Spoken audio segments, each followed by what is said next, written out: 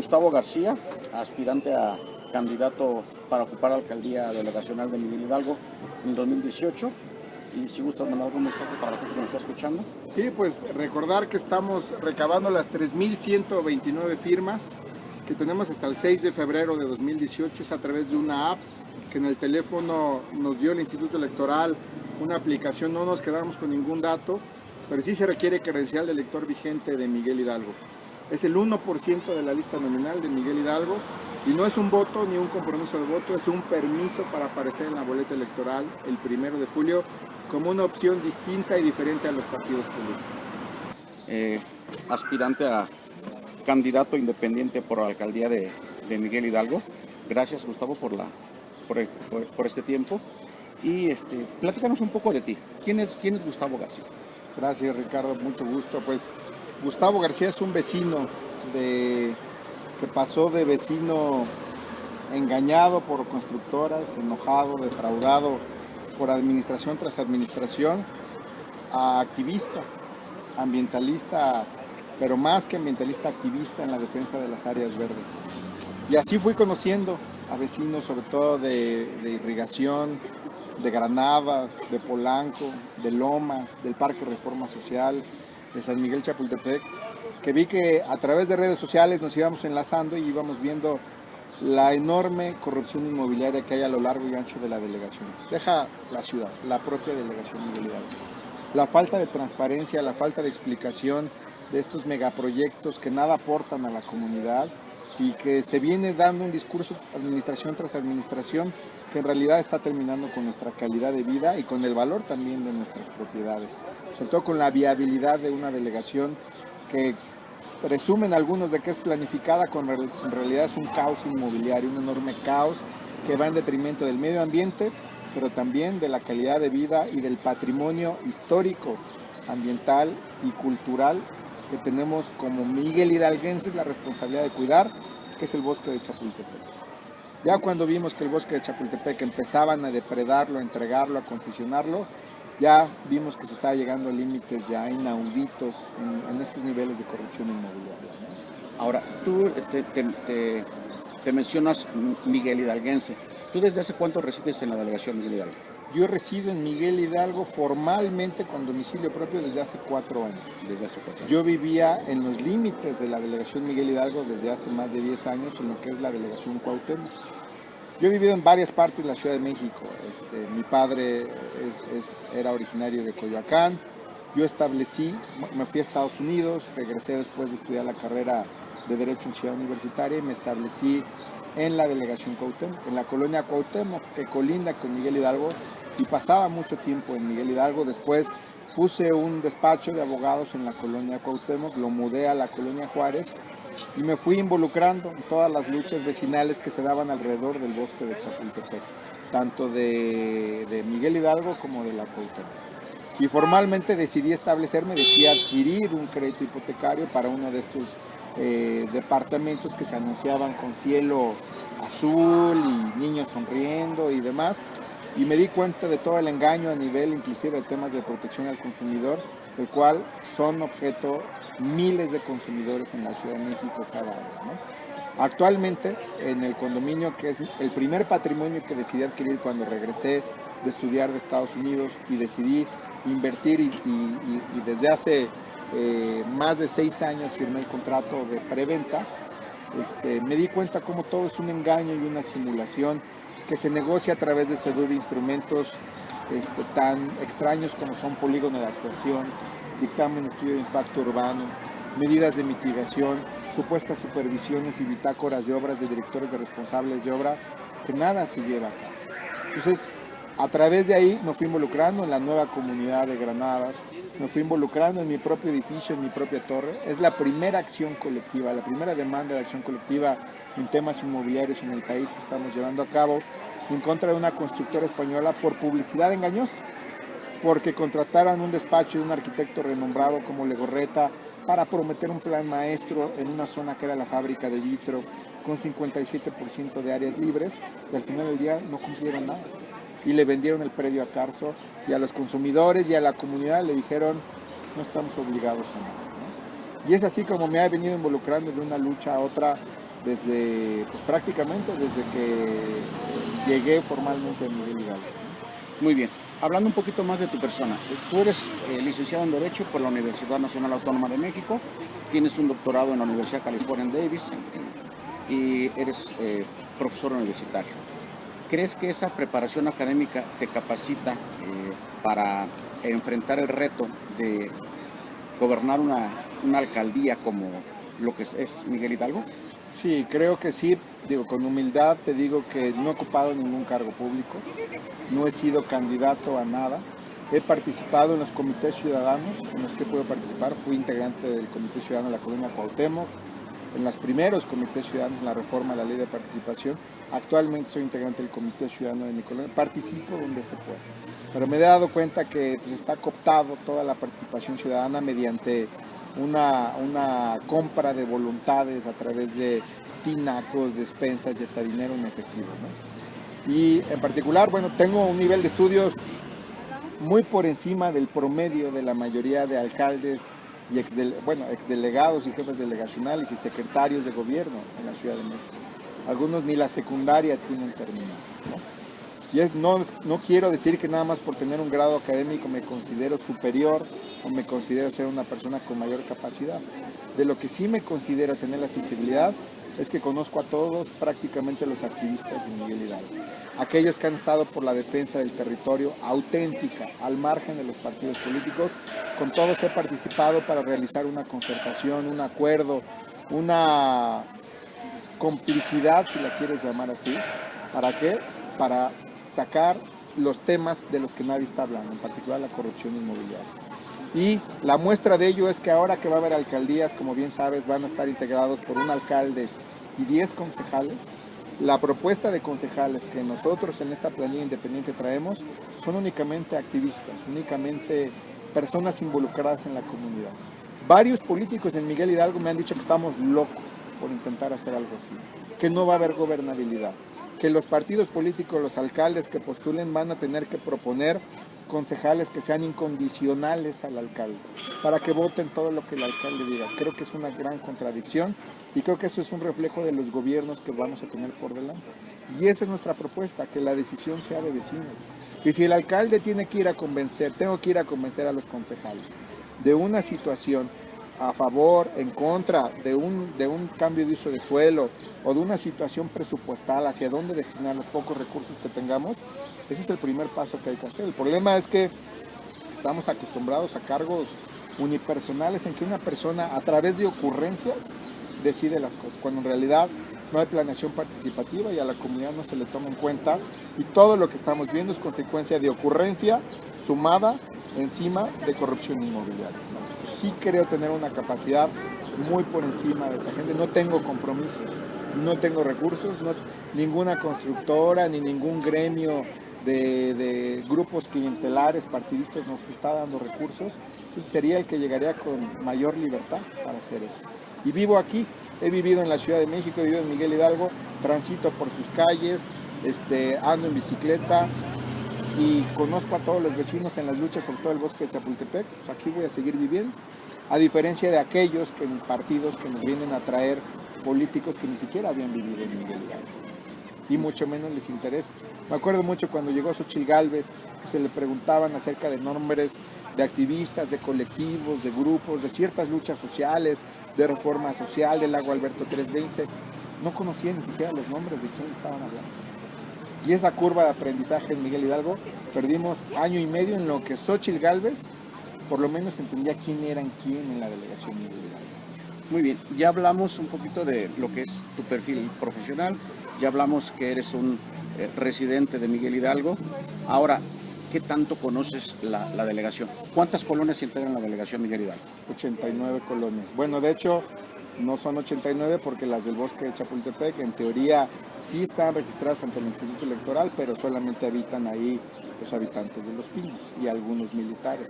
Pero en realidad son 89 legalmente colonias en Miguel Hidalgo.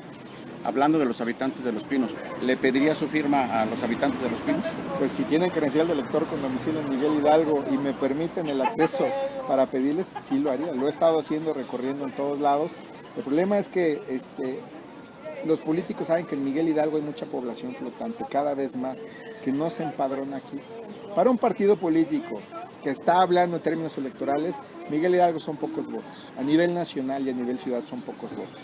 Pero lo que les importa a los políticos es los enormes intereses inmobiliarios y comerciales que hay en esta zona. ¿Por qué son pocos votos? ¿Por qué hay tanta población flotante en Miguel Hidalgo? Bueno, por el fenómeno mira, por la crisis económica y por la falta de información, muchos han creído en la idea de que el dinero está más seguro invirtiendo en una propiedad. Entonces, con una constructora compra un predio en reciclamiento o en desuso, como le gusta llamarles, venden con un marketing impresionante publicitario, caras felices, árboles, cielo azul sin contaminación y seguridad. Y las personas prefieren invertir sus ahorros o inclusive endrogarse con un crédito hipotecario para invertir en una propiedad creyendo que su patrimonio está seguro. Pero en realidad hay una burbuja inmobiliaria en Miguel Hidalgo. Y no solamente en Granadas ni en Polanco, en todo Miguel Hidalgo hay una burbuja. ¿Por qué? Porque este marketing, esta agresividad ha venido generando una demanda que es muy difícil de llenar, pero que irremediablemente se ha llenado con créditos hipotecarios que hoy están en departamentos que valen cerca de 90,000, 100,000 pesos el metro cuadrado en preventa con entrega a 2 años después de que firmes. Eso implica que un departamento de 100 metros cuadrados llega a valer 10 millones de pesos. Y que si tú ves la mayoría de las torres no están ocupadas por los que compraron, están ocupadas por personas que rentan, es decir, es una inversión. Ahora, de acuerdo a la ley electoral, no estaría obligada la persona que renta y que reside en un lugar más de 6 meses, ¿no estaría obligado a actualizar sus datos ante el padrón? En teoría sí, pero la realidad es que como muchos de estos que rentan sienten que van de paso, se dan por un contrato de arrendamiento de 1 año, máximo 2, no ven interés en involucrarse ni en la comunidad, ni en las luchas sociales, ni mucho menos empadronarse. Como abogado, ¿habría que modificar las leyes o en los contratos de arrendamiento incluir la cláusula de actualizar su credencial de elector? Habría que generar incentivos. Tal vez no podamos, habrá un tema constitucional sobre si deberíamos tener que obligar, pero sí incentivar. Por ejemplo, antes del sismo del 19 de septiembre no había citas en el Instituto Electoral a 2-3 meses de distancia para cambiar el domicilio de credencial de elector. Es un trámite engorroso, un trámite tedioso que lamentablemente llega a desincentivar a que las personas se empadronen en la comunidad que habitan. Parece que hay una creencia que solo debes de empadronarte donde tengas un arraigo mayor, como una propiedad de tus familiares, de tu mamá, y no en donde rentas. Y ese fenómeno se da en Miguel Hidalgo, por lo cual, aparte de eso, hay mucha población flotante por el nivel económico que manejan estos desarrollos de oficinas también, ¿no? Aparentemente, por tu formación profesional, tu visión es muy dentro del marco legal. ¿Tú te considerarías, en caso de llegar a ser alcalde, gobernar con una visión legalista? Pues no se puede gobernar con una visión legalista en estos momentos porque todas las leyes aprobadas por la Asamblea Legislativa, incluida la propia Constitución de la Ciudad de México, han puesto una enorme cantidad de limitaciones a los derechos humanos. Más que abogado, creo que debemos de verlo con una visión de derechos humanos, no a nivel nacional, a nivel internacional. No se ha comprendido la reforma constitucional en materia de derechos humanos a más de 5 años de haberse modificado la Constitución. Hay convenios internacionales, hay temas de progresividad de derechos, pero lamentablemente nuestras autoridades, el propio jefe de gobierno parece dar como respuesta ya de cartón de decir, la ley no me obliga.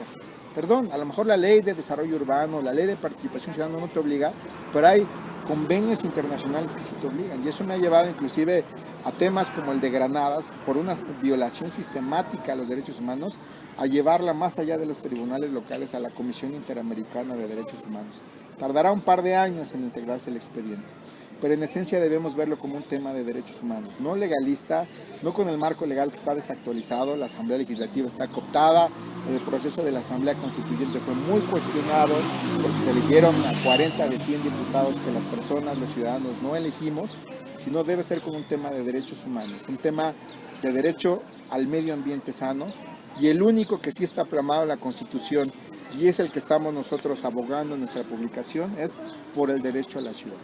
Que se tomen las decisiones de manera democrática sobre el futuro que queremos, con fundamentos técnicos, pero sobre todo privilegiando los intereses colectivos y del medio ambiente por encima de los intereses individuales o de particulares, ¿no? Un debate muy amplio, pero más allá de lo que diga la ley, debe de ser en el marco internacional de derechos humanos. Yo creo que ese debe ser el régimen bajo el cual debe de gobernar. Hay un protocolo de la Suprema Corte de Justicia que cuando vio que a nivel nacional se está ignorando, se están pisoteando los derechos humanos por dar pie a grandes desarrolladores inmobiliarios, emitió un protocolo de actuación que ni siquiera es conocido por los jueces federales en la Ciudad de México.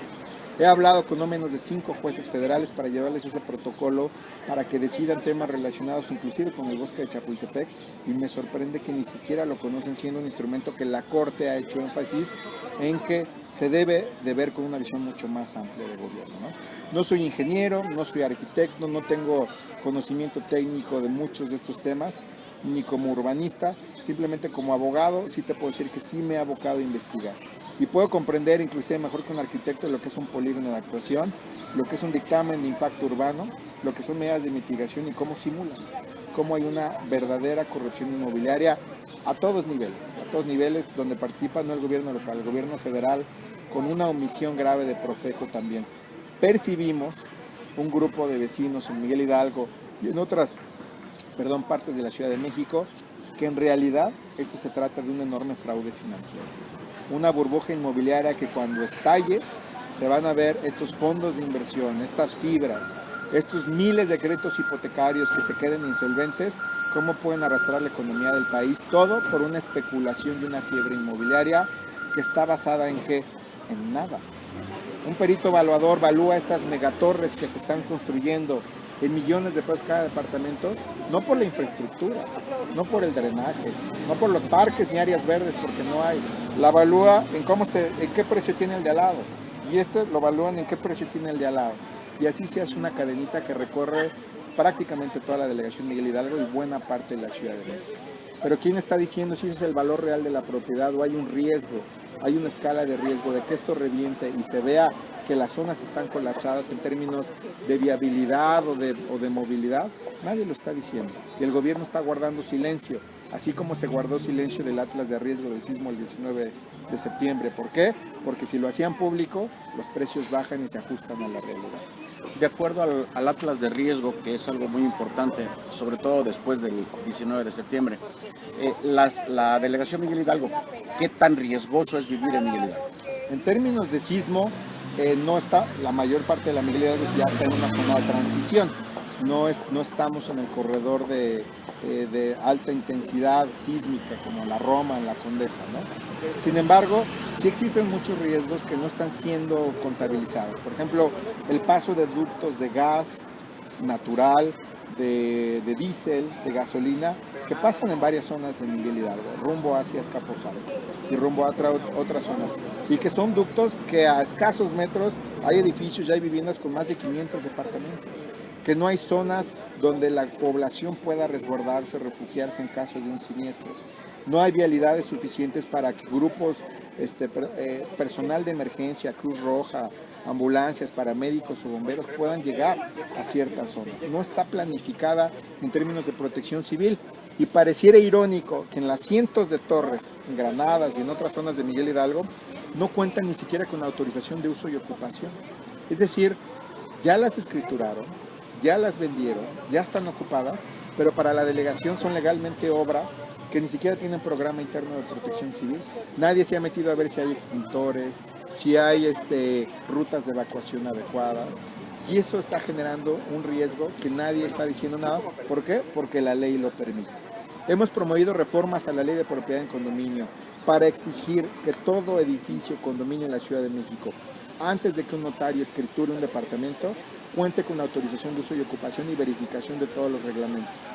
Y 2 grupos cabildearon en contra de ello: la Asociación de Desarrolladores Inmobiliarios y el Colegio de Notarios.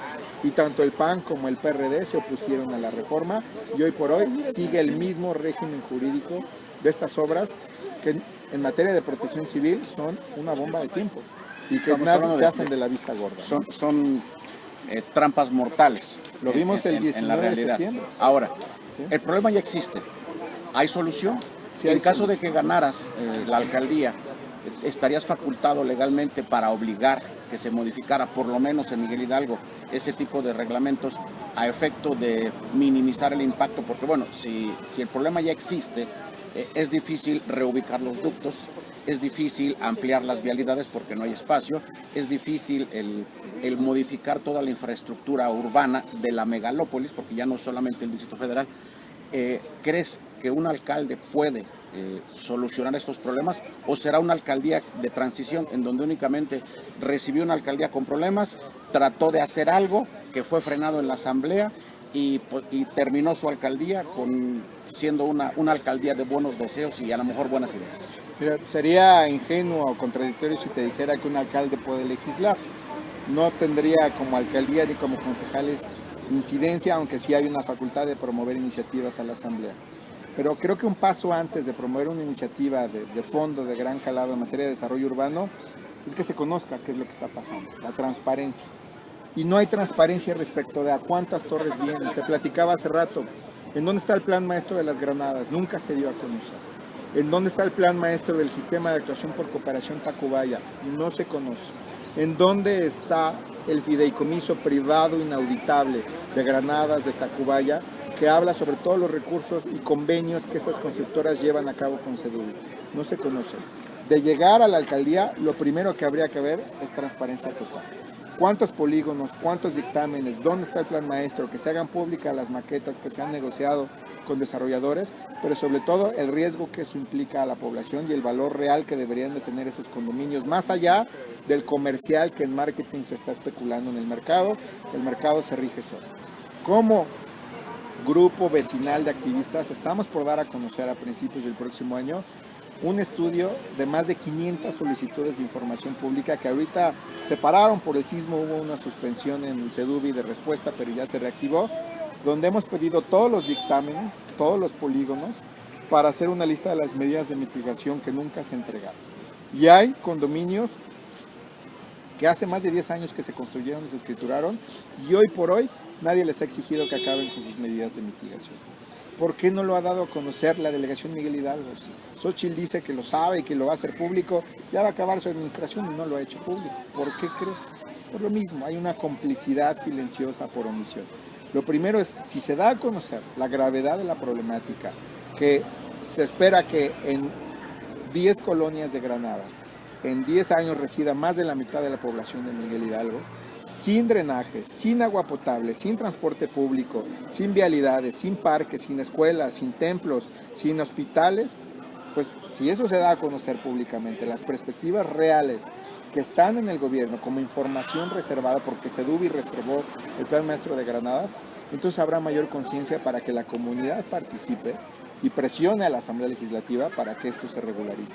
Ahora, el que ya compró, el que ya habitó, el que ya está endrogado con un crédito hipotecario de 80,000 pesos el metro cuadrado y tiene que rentarlo para poder pagar su crédito hipotecario, bueno, es cuestión de que se organicen las comunidades. ¿Para qué? Para regularizar la situación jurídica del condominio, para hacer un programa interno de protección civil y ni modo, con las pocas vialidades y espacios que hay, tener una coordinación, porque ya vimos que las autoridades no tienen la capacidad suficiente para atender emergencias.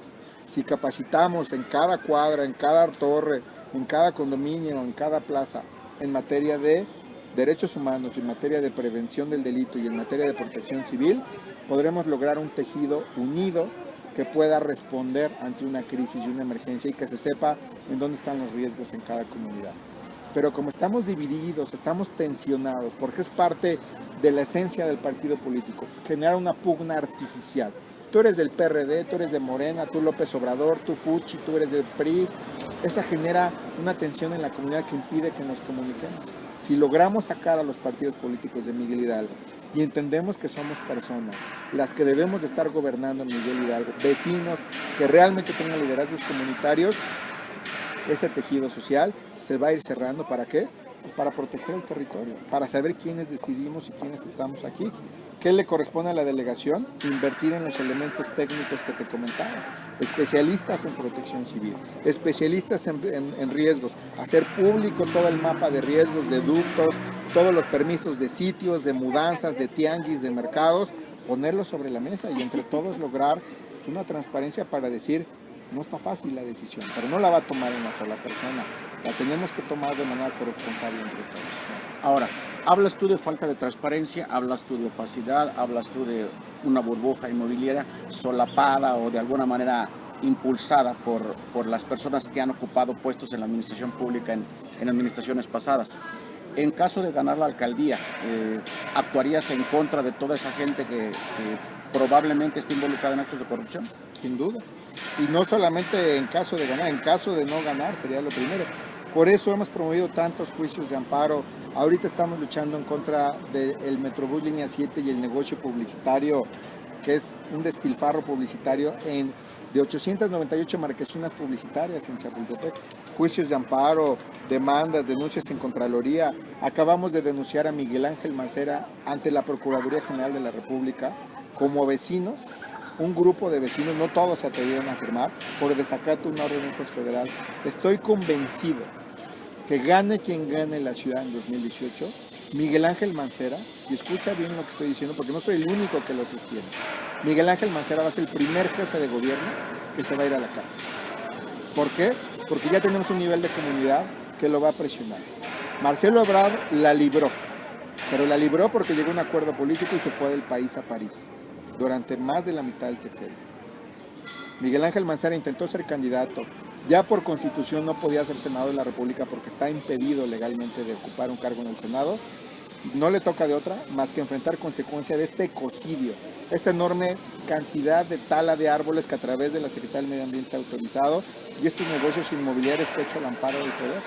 Lo vamos a meter a la cárcel, ¿no? Sea o no sea Gustavo alcalde, o seamos o no seamos concejales, es el ejemplo. ¿Por qué? Porque tenemos que ponerle una hasta aquí y hacer ver al nivel más alto, a nivel ciudad, que nos damos cuenta de lo que están haciendo. Ya hay gobernadores en prisión en estados en que no tienen una participación tan nutrida como la Ciudad de México. Ahora toca hacerlo con el jefe de gobierno y luego vienen con muchos delegados y exdelegados que fueron cómplices por omisión en muchas de estas violaciones de derechos humanos. Ok, ahora, ya quedó claro cuál es tu visión general de lo que es cómo manejar o cómo ser el regidor de una delegación tan conflictiva como Miguel Hidalgo. Ya hablamos de corrupción, ya hablamos de cuáles serían los siguientes pasos a seguir como ciudadano, como parte de un colectivo, como posible parte de la administración pública de la Ciudad de México. ¿Qué visualizas tú para el 2018? ¿Crees en el sistema legal? ¿Crees que habrá elecciones limpias? ¿Algún candidato de tu predilección? ¿Cuál es tu pronóstico para el 2018? Mi pronóstico para Miguel Hidalgo, más que nada, es que viene un voto reflexionado, un voto pensante, viene un voto particularmente cruzado, algunos para la presidencia, para el Congreso, para la jefatura de gobierno.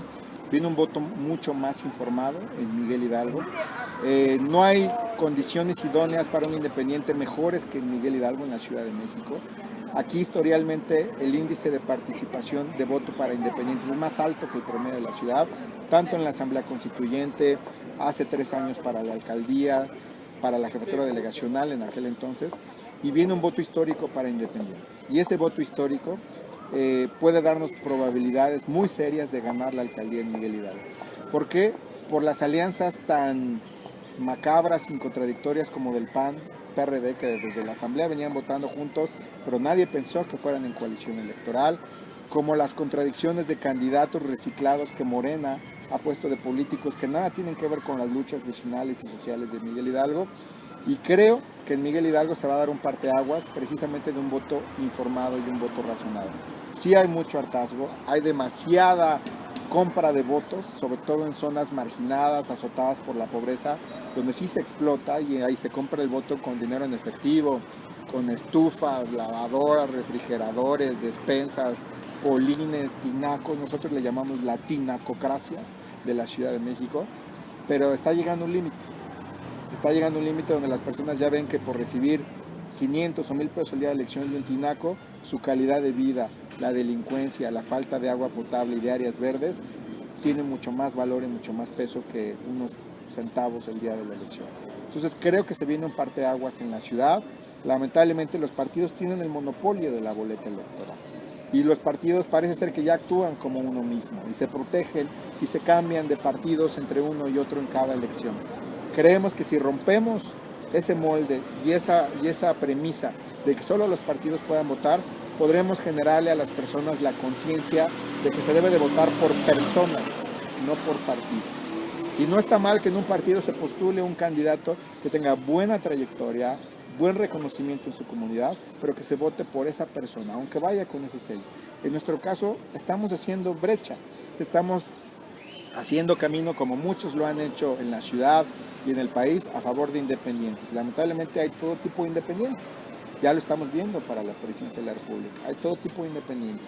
No nos gusta hablar de otros, nos gusta hablar de que ya habrá una tendencia irrevocable de que los partidos tiendan a desaparecer por el gran despilfarro de recursos, por el monopolio insostenible para aparecer en la boleta electoral y porque los liderazgos comunitarios no ven una manera de posicionar su agenda en la agenda de la ciudad y en la agenda de la delegación. Mientras haya eso, no va a haber una manera en que el próximo alcalde de Miguel Hidalgo pueda gobernar si no hay un acuerdo, un consenso entre las diferentes comunidades. Y a eso le estamos apostando, a que llegue quien llegue. Así sea Gustavo García con estos concejales, así sea la coalición PRD-PAN o sea el candidato de Morena, PT y Encuentro Social, tengan que buscar un consenso en la comunidad para dotar de credibilidad y de gobernabilidad en la toma de decisiones, en el presupuesto, en los programas parciales de desarrollo urbano, en la aplicación de las nuevas leyes constitucionales y no quede en manos de una sola persona decidir como patriarca en qué se usa el presupuesto de una delegación a base, como te lo decía, de ocurrencias en la mayoría de las ocasiones. Muy bien. Ahora, dentro de tu formación académica, tú residiste en el estado de California, en Estados Unidos, en la Unión Americana. Estudiaste en la Universidad de California, en Davis. En Davis. Davis es la capital de Estados Unidos de bicicletas. Y claro, es donde más bicicletas hay per cápita en Estados Unidos, ¿no? Y hablando un poquito de ese entorno internacional y principalmente en California, donde reside una gran cantidad de comunidad mexicana, ¿cuál es tu visión de México frente a la política de Donald Trump? ¿Y qué tanta influencia hay de las remesas en Miguel Hidalgo? ¿Y qué tanto pueden aportar esa comunidad migrante desde los Estados Unidos, ya sea legal o indocumentadamente? ¿Qué tanto influye en Miguel Hidalgo? ¿Tienes algún dato específico de cuánto se recibe de remesas en Miguel Hidalgo? ¿O si pueden ellos influir en cuanto a la intencionalidad de voto? ¿Qué representa para ti esa comunidad migrante en Estados Unidos? Pues mira, yo estudié la carrera de abogado en Estados Unidos, tuve muchos ofrecimientos para quedarme a laborar en despachos. Un abogado en Estados Unidos gana muchísimo dinero, son de los mejor pagados, pero decidí especializarme en temas migratorios. Doné mi tiempo en California a fundaciones que se dedicaban a talleres de naturalización para ser ciudadanos americanos, llevé muchos casos de asilo político pro bono. Trabajé en una temporada en la Defensoría Federal de San Diego con casos de migrantes detenidos en la frontera por delitos de droga y otros delitos, antecedentes criminales y demás. Y decidí venirme a México y monté un despacho donde prácticamente la mitad del tiempo en el despacho llevo asuntos pro bono, no nada más de Miguel Hidalguenses, de toda la Ciudad de México. Colaboro con diversas organizaciones defensoras de migrantes.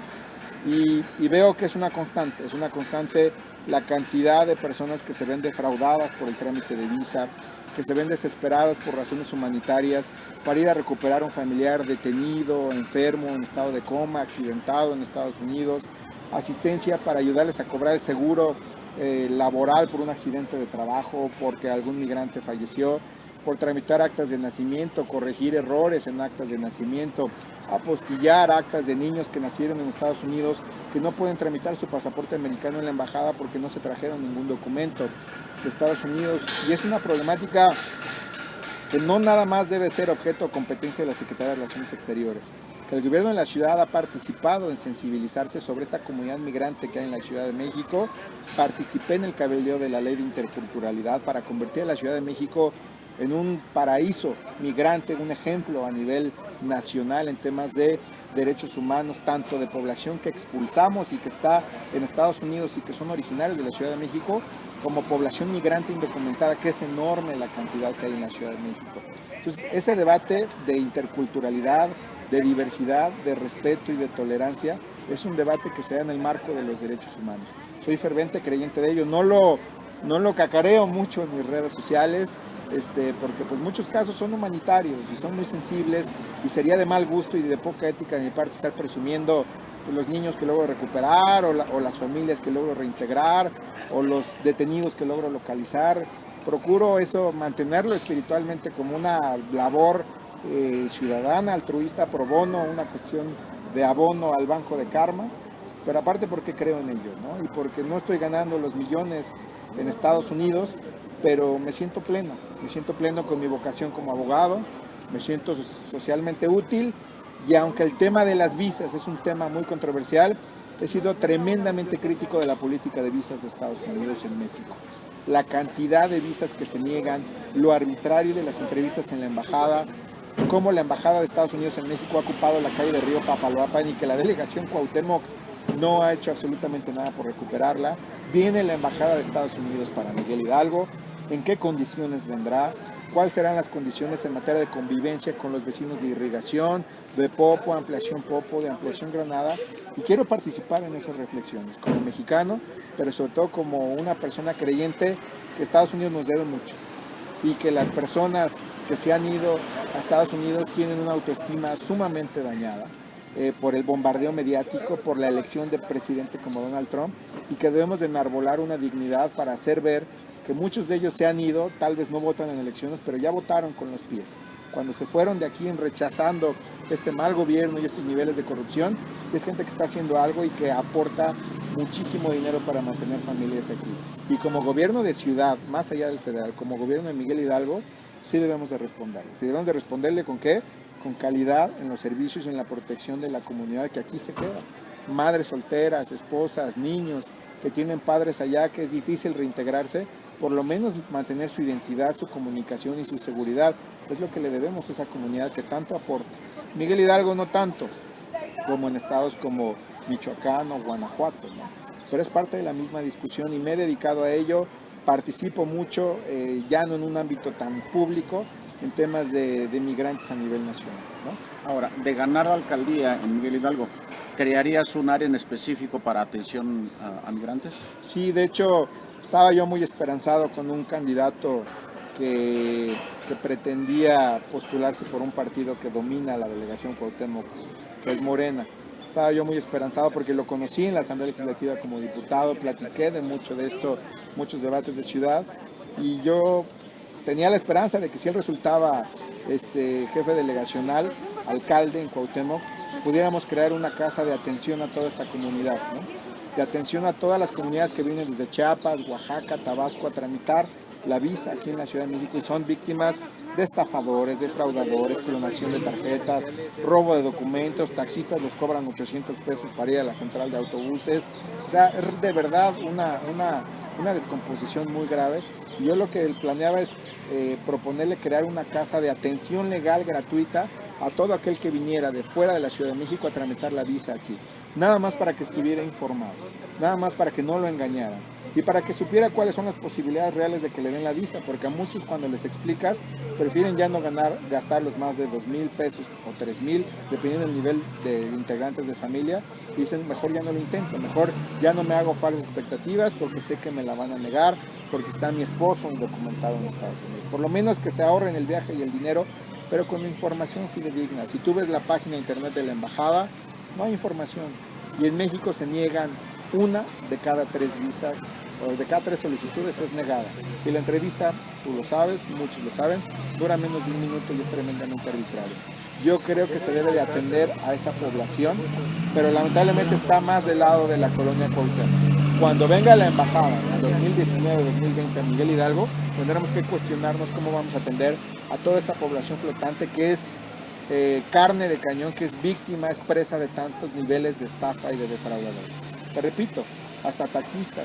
Me ha tocado personas que han ido a mi oficina y me dicen en la banqueta, me urge ir a Estados Unidos. Y en la banqueta viene una persona con un gafete y me dijo que me conseguía la visa si le daba 50,000 pesos en efectivo. Le di los 50,000 pesos, llevo aquí 6 horas y no ha regresado. qué nivel de desesperación tiene una comunidad de desinformación y de falta de apoyo de sus autoridades delegacionales, de procuraduría y de ciudad, ¿no? Debemos de reflexionar porque vamos a albergar a la embajada más grande de Estados Unidos que haya en cualquier parte del mundo, va a estar en la delegación Miguel Hidalgo en la Colonia Irrigación en menos de 5 años, ¿no? Es una reflexión no nada más de lo que pasa al interior, que es una sede diplomática con inviolabilidad en convenios internacionales.